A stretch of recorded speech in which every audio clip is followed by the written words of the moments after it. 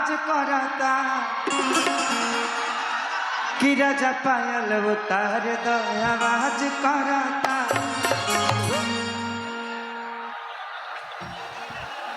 क्या है कहाँ से सपेरा आइल बा रे? कहता कि हाँ कि राजा कोई बियाह तू गोटा जाइबा हो खैबा में हरी के हाथे तमोटा।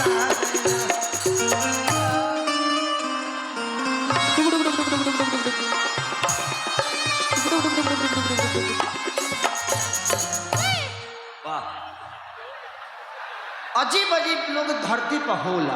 हाँ होखबे करेला। सभे तो इंसाने होला।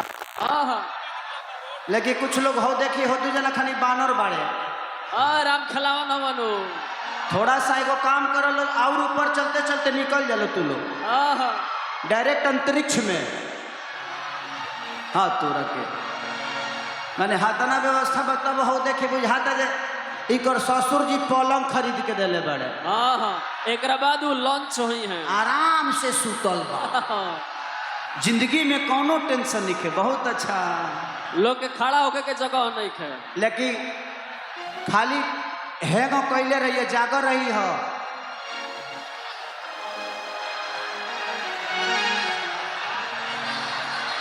क्या है एक काम करो बाबू आप लोग उतर जाओ क्योंकि ये लोहा का है उसमें करंट आ सकता है। हाँ बोलिए उसको बोलिए। हाँ बोलिए उसको। हाँ हाँ बोलिए। बता रही है होली के बाद। बाप रे बाप हमारे पप्पू भैया का 3 गाने का फरमाइश है कि हमरों के लगही सुता लिया माँ बेटा और पी के रोज करे ले डरा और लगवादी राजा जी हमारा लहंगा में मीटर।